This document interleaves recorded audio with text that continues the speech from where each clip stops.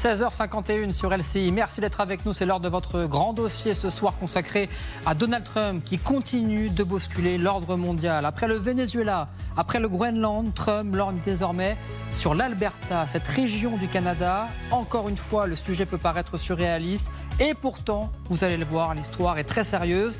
Donald Trump qui met également la pression sur l'Iran. Va-t-il attaquer le régime des Mollahs ? On se posera la question avant d'évoquer l'alliance avec les Européens, plus que jamais fragilisés. Mais d'abord, écoutons le président américain qui avait en quelque sorte déjà prévenu le Premier ministre canadien cette semaine à Davos. Écoutez-le. En fait, le Canada reçoit beaucoup d'avantages gratuits de notre part. Il devrait être reconnaissant, mais ce n'est pas le cas. J'ai regardé le Premier ministre hier, il ne l'était pas vraiment, alors qu'il devrait l'être. Le Canada existe grâce aux États-Unis. Souviens-t'en, Marc, la prochaine fois quand tu feras des déclarations. Et on en parle avec mes invités. Je suis toujours avec Vincent Crouzet. Bonjour Vincent, vous êtes expert en renseignement et écrivain, auteur du livre « Le jour où je suis devenu espion ». Le voici, il est entre mes mains aux éditions de l'Observatoire. Également sur ce plateau, le général Dominique Delord. Bonjour, vous êtes ancien chef du Centre opérationnel interarmé, auteur également de ce livre « 2031, les batailles de la présidente » aux éditions Le Sémaphore. Brigitte Hadès est également avec nous. Bonjour, vous êtes grand reporter pour la revue politique internationale. J'accueille également Bertrand Galichet, bonjour, grand reporter, spécialiste des relations internationales. Et avec nous également Hélène Bonnet, reporter au service international TF1 LCI. Mais d'abord donc Donald Trump qui lorgne sur cette région du Canada, l'Alberta. Ce sont les toutes dernières informations aujourd'hui en ce samedi. Déclaration notamment du secrétaire au Trésor américain, Stock Bessent. Regardez cette déclaration. L'Alberta est un partenaire naturel pour les États-Unis. Ils ont d'importantes ressources. Je pense que nous devrions les laisser se joindre aux États-Unis. Quelques heures plus tard, il y a environ 2 heures environ, le président américain qui en remet une couche et qui s'adresse directement au Premier ministre canadien. Si Carney pense faire du Canada un simple point de transit pour les marchandises chinoises, il se trompe lourdement et il menace, si le Canada conclut un accord avec la Chine, tous ces produits importés aux États-Unis seront immédiatement frappés d'un droit de douane de 100%. Alors d'abord, de quoi parle-t-on lorsqu'on parle de l'Alberta ? Elisa Cléache nous a rejoint. Pourquoi Donald Trump lorgne-t-il sur cette région ? Eh bien, regardez tout d'abord sur cette carte, la province de l'Alberta se situe donc à l'ouest du Canada. Vous le voyez, elle partage une frontière avec les États-Unis au sud juste ici et sa superficie est équivalente à celle de la France, des Pays-Bas, de la Belgique, du Luxembourg et de la Suisse réunis. Elle est notamment connue pour ses paysages spectaculaires, ses grands lacs, ses grandes plaines, mais c'est également la 4e province la plus peuplée du Canada avec 5 millions d'habitants en 2025. Et sa démographie est d'autant plus importante qu'elle connaît une croissance record ces dernières années du fait de l'arrivée de nouveaux migrants internationaux et interprovinciaux. C'est donc une province qui attire, mais ce qui pourrait plus particulièrement intéresser Donald Trump, c'est sa richesse en hydrocarbures, puisque l'Alberta est à l'origine de 90% de la production nationale de pétrole au Canada. Vous le voyez ici, le secteur de l'extraction minière, pétrolière et gazière est donc au centre de l'économie de l'Alberta. Cela représente environ un quart de son PIB. Et d'ailleurs, c'est le PIB par habitant le plus important au Canada. Donc ce n'est pas négligeable. Et pour finir, devinez quoi ? Son principal partenaire commercial n'est autre que les États-Unis. On comprend donc pourquoi l'Alberta attire autant l'attention de Donald Trump. Elisa Cléache, merci beaucoup. Elle nous a donné toutes les informations. Brigitte Hadès, après le Groenland, après le Venezuela, jusqu'où va s'arrêter Donald Trump dans ses menaces d'annexion de territoire ? Il commence toujours par des outrances. C'est un personnage qui commence par dire quelque chose de complètement fou et outré, et après, il revient en arrière. Mais là, je crois qu'il s'est vraiment fâché, parce qu'en non seulement Mark Carney, avec raison, lui a rappelé qu'il est peut-être la plus grande puissance du monde, mais une coalition d'États moyens peut être plus fort que lui. Donc ça l'a beaucoup énervé. Mais surtout, je pense qu'il a vraiment, s'il a vraiment, on peut lui prêter, je ne suis pas certaine, mais une stratégie un peu intelligente. La Chine, c'est quand même la puissance qu'il cherche à mater, ou en tout cas à réduire un peu. Et tout d'un coup, alors que finalement le Venezuela et l'Iran sont deux puissances qui pourraient fournir la Chine en hydrocarbures, Il reste plus que la Russie, du coup, parce que les autres, il est plus ou moins en train d'essayer de contrôler les flux pétroliers de ces deux pays, de ces deux puissances. Et là, la Chine, tout d'un coup, il se dit que tout d'un coup, Alberta pourrait partir, toutes les hydrocarbures pourraient être vendus à la Chine. Alors, c'est vraiment une espèce de scénario complètement absurde et absolument, c'est lointain et ça ne se produirait pas. Mais je crois que c'est ça qui lui fait voir rouge. Et donc, on peut plus ou moins... si on peut lui prêter une certaine logique, on peut penser comme ça. Mais sinon, de toute façon, ça n'arrivera pas parce qu'il va revenir en arrière, évidemment. Bertrand Galichet, Brigitte Hadès nous parle de scénarios absurdes, mais est-ce qu'il faut quand même prendre au sérieux ces menaces de Donald Trump ? Là où ça peut être pris au sérieux, ce sont effectivement les menaces de droits de douane qui restent toujours, au fond, un couperet suspendu au-dessus de la tête des Canadiens, parce que l'essentiel des transactions entre le Canada et les États-Unis sont exemptés de droits de douane. Et donc, pour les Canadiens, c'est un débouché très important. Il y a aussi, évidemment, des importations américaines au Canada, mais le Canada n'est pas une puissance aussi importante que les États-Unis et a donc probablement plus à perdre en cas de conflit commercial et douanier avec les États-Unis. Cela dit, il y a derrière tout cela, d'abord, je crois, une forme de vexation de la part de Trump, puisque à Davos, Mark Carney a quand même dit, ce qui a été rappelé à l'instant, les puissances moyennes, unissez-vous pour faire face aux puissances hégémoniques. Et ça, évidemment, c'est resté un peu en travers de la gorge de Donald Trump. Et puis, il y a aussi le fait que Trump, finalement, a besoin de ne pas avoir de grain de sable dans ses rouages qui consistent à maîtriser sa relation avec la Chine. Et effectivement, comme cela vient d'être dit, la question des importations de pétrole, mais aussi la question plus généralement d'accords commerciaux avec la Chine, entre le Canada et la Chine, j'entends, pourrait mettre finalement à mal toute cette construction que Trump finalement a mis en place ou s'emploie à mettre en place depuis son retour à la Maison-Blanche. Donc je pense que c'est ça le fond du sujet. Il y a à la fois un sujet d'ego et un vrai sujet économique. Alors il ne va pas envahir le Canada, il ne va pas annexer l'Alberta, mais il envoie un message très fort. Et puis après, ça va se régler comme d'habitude par probablement un petit avantage qu'il aura acquis en demandant l'impossible. Hélène Bonnet, c'est ça, c'est toujours demander l'impossible, très grand, pour ensuite avoir négocié plus petit, mais au moins avancer sur quelque chose. Créer la sidération avec ses propos à chaque fois, et puis menacer. Il le fait avec les droits de douane, en essayant aussi de déstabiliser, parce que on sait que la mouvance MAGA s'est rapprochée aussi de certains milieux souverainistes en Alberta. Et puis pour finir par négocier. En fait, la négociation avec Donald Trump, c'est toujours avec une arme sur la tempe. Donc c'est ce qu'il essaie de faire. Et toujours dans cette même logique, effectivement, il y a la question de l'ego, il y a les questions économiques. Effectivement, ce que peut représenter l'Alberta, mais pas seulement. Il veut aussi empêcher la Chine d'être dans ce qu'il considère être son espace, son hémisphère.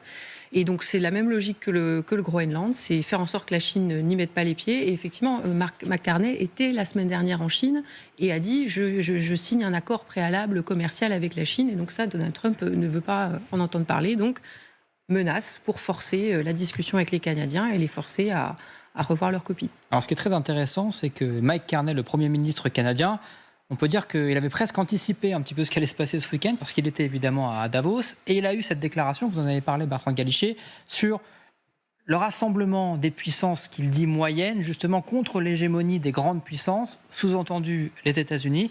Écoutez le Premier ministre canadien.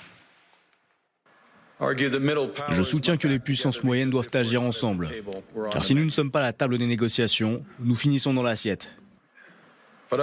Et j'ajouterai également que les grandes puissances peuvent se permettre pour l'instant de faire cavalier seul.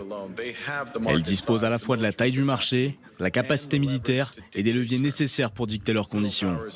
Ce n'est pas le cas des puissances moyennes. Mais lorsque nous négocions qu'au niveau bilatéral avec une puissance hégémonique, nous négocions en position de faiblesse. Nous acceptons ce qui nous est proposé. Nous rivalisons entre nous pour être les plus accommodants. Ce n'est pas de la souveraineté. C'est l'apparence de la souveraineté tout en acceptant la subordination. Général Delors, on sent quand même qu'il s'agit d'un appel du Premier ministre canadien pour créer de nouvelles alliances face à l'hégémonie aujourd'hui et ces menaces des États-Unis. Est-ce que les Canadiens et le Premier ministre ont raison d'être un peu inquiets face à ces menaces. Ils ont raison. Enfin, ça, c'est l'écume et les vagues de Trump, qui part dans un sens, qui part dans l'autre, qui sort son carton jaune en permanence, etc. Mais derrière, il y a quand même, et je rejoins une partie des interlocuteurs précédents, il y a un fil rouge, c'est-à-dire la Chine. Parce que, quel que soit le théâtre, que ce soit le Venezuela, que ce soit l'Iran, que ce soit le Canada avec ce qui vient d'être supposé dit, que ce soit évidemment l'Indo-Pacifique, on retrouve toujours la Chine. Et donc manifestement, il y a une volonté peut-être d'anticiper cet affrontement avec la Chine qui devrait venir. Et comment faire ? Eh bien, en ralentissant la Chine. Et donc, évidemment, là, on revient au pétrole. Mais ce n'est pas tellement pour le pétrole pour les Américains. Les Américains sont les premiers exportateurs au monde de pétrole, de différents types, et de premiers exportateurs. Alors, c'est quoi ? Alors, parce que si vous avez la main sur les ressources, vous pouvez freiner une superpuissance qui a absolument besoin d'énergie fossile et qui doit les faire venir. Elle n'est pas comme les États-Unis. La Chine n'a pas des réserves comparables. Elle a la Russie à côté, donc elle peut avoir une partie de ses besoins couverts par la Russie. Mais grosso modo, c'est insuffisant. Elle a besoin de faire venir beaucoup d'énergie fossile pour pouvoir fonctionner. Et donc, dans l'anticipation de cette grand affrontement, eh bien, il faut d'abord ralentir la Chine dans son développement, parce que la Chine va beaucoup plus vite que prévu. Les États-Unis d'Amérique, en 2000, pensaient que la Chine ne viendrait pas une superpuissance avant 2030. On voit qu'elle est déjà, depuis quelques années, déjà une superpuissance, la Chine. Donc, les réflexions menées par les meilleurs groupes les think tanks américains de cette période se sont trompés, que la Chine monte beaucoup plus vite que prévu, et donc il faut la ralentir. Comment la ralentir ? Eh bien, on la touche pour ralentir son économie, parce qu'à ce moment-là, ça fait moins fonctionner les arsenaux, moins de capacité disponible pour la Chine de se développer. Donc c'est ça. Alors évidemment, après, on a cette agitation brouillonne, qui paraît brouillonne. Mais en fait, vous allez voir que, malheureusement, parce qu'on va en être victime, vous allez avoir un certain nombre de rééquilibrages qui vont se faire au détriment du soutien. D'ailleurs, ça a été annoncé hier, du soutien américain aux Europes par des transferts de force. On en reviendra juste après, effectivement. Par des vrais transferts de force. Il faut s'y attendre. Ça va peut-être pas dans les mois qui viennent, mais dans l'année ou les 2 années qui viennent, certainement. Vincent Crouzet, ça paraît brouillon, mais finalement, tout est bien calculé ? Vous êtes d'accord avec ça ? Je sais pas, je trouve que Trump est pas très malin, parce que là, il se jette sur le premier chiffon rouge, ou plutôt le premier drapeau rouge, qui est agité par Mark Carney de manière très intelligente, qui finalement emploie une très vieille méthode. Les ennemis de mes ennemis sont mes amis. Et je suis pas certain d'ailleurs que l'accord canado-chinois aille très très loin, en fait. Je pense que c'est une vraie provocation dans laquelle Trump a sauté. En revanche, ce qui est très intéressant maintenant, c'est la triangulation des vrais amis du Canada. D'un côté la France, puisque nous avons une langue en partage, le français avec les Québécois, et puis avec les Britanniques, puisque je rappelle que le chef d'État du Canada est le souverain Charles III, qui est souverain aussi du Canada et qui est garant de la défense territoriale, des intérêts, de l'intégralité territoriale du Canada. Donc Trump, qui est fasciné par la couronne britannique, il a tellement été, il a été reçu en majesté à l'occasion d'une visite d'État à Windsor il y a quelques mois. Eh bien, peut-être qu'il va recevoir un coup de fil de Sa Majesté, le roi Charles III, au sujet de l'Alberta. Et vous imaginez pas un seul instant les Canadiens faire une croix sur un territoire sur lequel 90% se trouvent 90% de leurs hydrocarbures, sans parler des terres rares, des minéraux, etc. Brigitte Hadès, est-ce que vous êtes d'accord avec le général lorsqu'il dit que finalement, on a toujours le sentiment que Donald Trump part à droite, à gauche, que tout ça est brouillon, que tout ça presque ce sont des lubies. Mais au final, ce que dit le général, c'est que tout ça est calculé. Et on le voit bien finalement, puisque cette déclaration, elle intervient après la déclaration qu'on a entendue de Donald Trump, qui menaçait déjà il y a quelques jours justement le Premier ministre canadien. Quelques jours plus tard, cette déclaration Scott Bessent. Quelques heures plus tard, ces menaces de droits de douane face à Trump. On a quand même le sentiment que tout ça est bien préparé, peut-être en sous-main, derrière avec des conseillers. Quel est votre sentiment là-dessus ? Est-ce que finalement tout ça est finalement logique de la part de Donald Trump ? Je disais en préambule que la logique, c'était finalement d'affaiblir la Chine. Cela étant, la Chine a quand même la moitié déjà, elle est indépendante parce qu'elle a les énergies renouvelables. En 50%, elle ne dépend plus que des énergies renouvelables, ce qui est vraiment incroyable avec quelle rapidité ils ont réussi. Mais pour en revenir à Trump, ce qui se passe, c'est qu'en fait, Trump, il réagit aussi aux vexations à ce qu'on peut lui... Et donc, il y a un mélange de fond, de stratégie, et il y a cette espèce de pointe comme ça, et il oublie très vite. Et puis finalement, qu'est-ce qu'il fait ? Au Venezuela, qu'est-ce qu'il a fait ? Il a fait une action d'éclat qui n'a pas été très loin, puisque finalement, tout est plus ou moins... C'est un coup d'épée dans l'eau, parce que tout est plus ou moins... Les chavistes sont restés.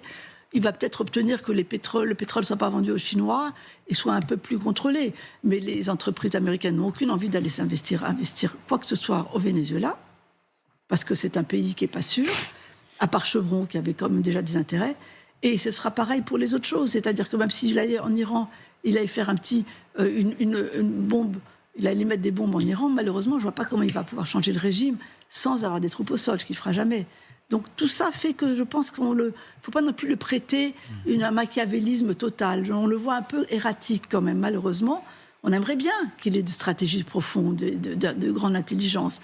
Mais c'est un peu lui prêter... On espère, mais ce n'est pas vraiment certain. Bertrand Galichet. Oui, je voudrais ajouter à la marge que cette mesure décidée, ou en tout cas dont menacent les Canadiens Trump, elle ne va pas arranger l'attitude des Canadiens, leur regard sur, non pas les Américains, mais sur les Trumpistes et sur Trump en particulier.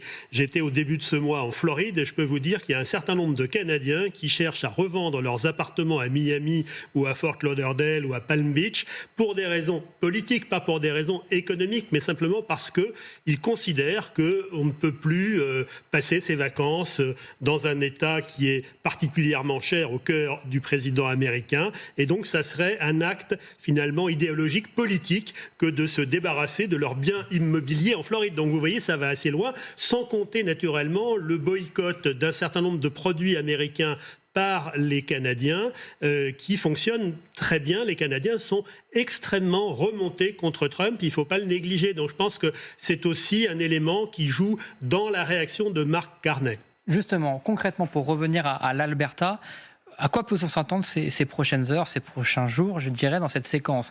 Est-ce que Donald Trump peut envoyer des soldats ? Je pose les questions ouvertes, peut-être naïves, mais est-ce qu'il enverrait des soldats en Alberta ? Est-ce qu'il pourrait...